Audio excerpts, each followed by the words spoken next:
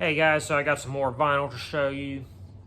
So I got just one more Sufjan Stevens related collaboration to show you. That is the Planetarium, featuring Sufjan Stevens, Nico Muhly, Bryce Dessner, and James McAllister. And yes, this is my favorite Sufjan Stevens album, based around the solar system. So there's the gatefold with some lyrics. We have all of these art inserts in here.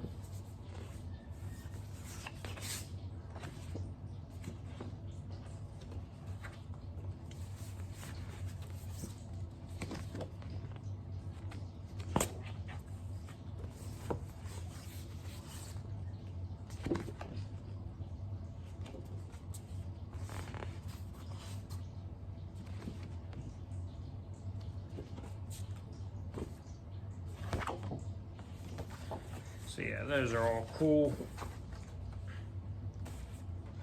And we have some custom sleeves, some pictures from the live performance of this album. This was originally like a live project, and yeah, they finally released the studio version of it, which is great. So yeah, that's the Planetarium. My favorite Sufjan Stevens related album. Oh, and I got one more thing to show off, and that's this little download card if anybody wants to try to snag.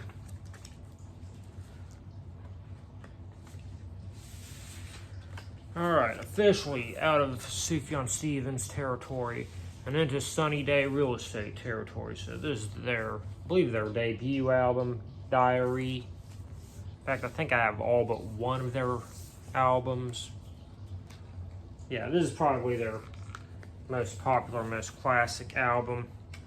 They're a legendary, seminal emo band from the early days. It's a little bit more grungy than your typical emo. I like how they labeled this vinyl with Sunny and Day, and then I'll get to the other vinyl, but it's labeled as Real Estate. But before I do that, I want to show you the lyric booklet.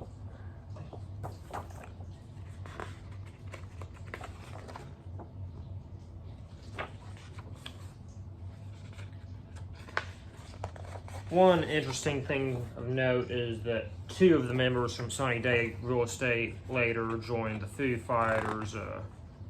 Bassist Nate Mendel, I believe was his name, is still with the band to this day.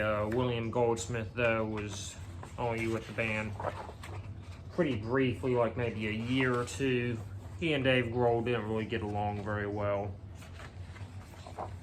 And during the recording of their first full band album, because the first Foo Fighters album was really just a Dave Grohl solo record, Dave Grohl wasn't really happy with his drum parts and re-recorded the vast majority of them by himself without his knowledge.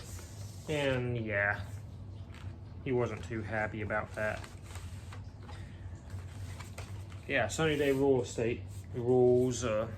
Honestly, I feel like this album might not necessarily be their strongest though, but it's still pretty good. Next up we have what is this one called? How It Feels to Be Something On. This is my only Vinyl Me Please album I've ever got. Honestly, not a big fan of having that stamp there. I don't really like that sort of promotional crap, but it's on a pretty cool colored vinyl, that's for sure. This one's got some pretty solid songs on it. Honestly, it's kind of hard for me to definitively pick a favorite Sunny Day Real Estate album, but we have a really long, it's only like a CD size, but it's long, fold out lyric sheet. Lots of cool artwork on it.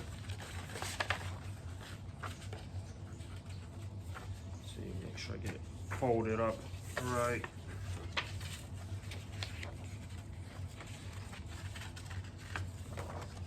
It's gonna be kind of a pain in the ass with me. Probably just gonna set it aside and deal with it later. Yeah. We also have, I believe there's a download card. Yeah. Don't know what those numbers mean, but we do have a download card.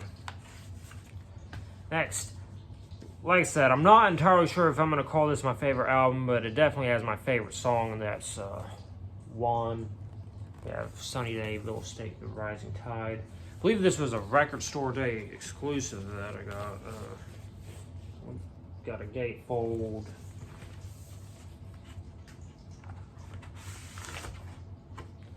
Some clear vinyl. No, Killed by an Angel was a pretty popular song of theirs too, but my favorite is One.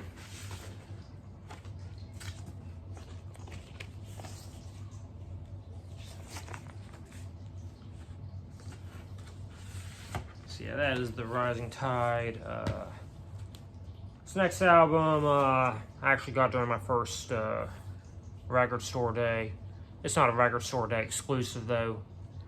That particular year, it was a bad year. Like none of the record stores that are in my area got very much stuff at all, really. But this is a local band, the Sunshine Factory. Their EP Sugar. I follow them on social media. I feel like I haven't seen an update in a really long time, so I'm not sure if they're still active in any way. But yeah.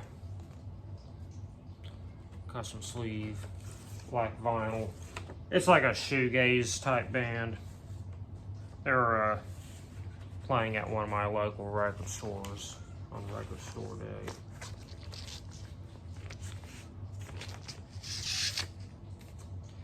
Next, this is probably, honestly, my all-time favorite Christmas music, but we have the Nutcracker.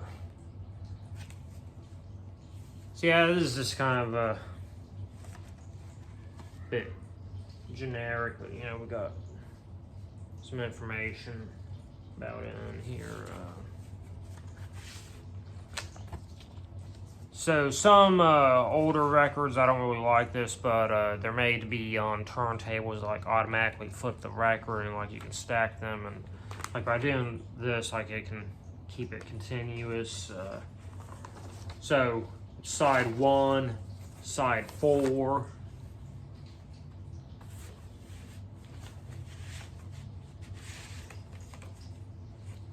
And then got side 2 and 3. A little bit frustrating, you know, without those special turntables. But yeah, I love the Nutcracker. Next up we have Poems and Songs of Middle-earth. So, first side is J.R. Tolkien himself reading some short stories and poems. And then we have side 2, which is like the music of Middle-earth and Lord of the Rings, played on piano and vocals. It's kind of more operatic vocals. Honestly, it's not really that good. I would kind of prefer something a little bit more folky, something that sounds like it came straight out of Middle-earth. But it's alright on this kind of a generic advertising sleeve. Nothing too fancy about the packaging, but it's a cool thing if you're a Lord of the Rings fan and a vinyl collector for sure. Just getting in trouble getting in. There we go.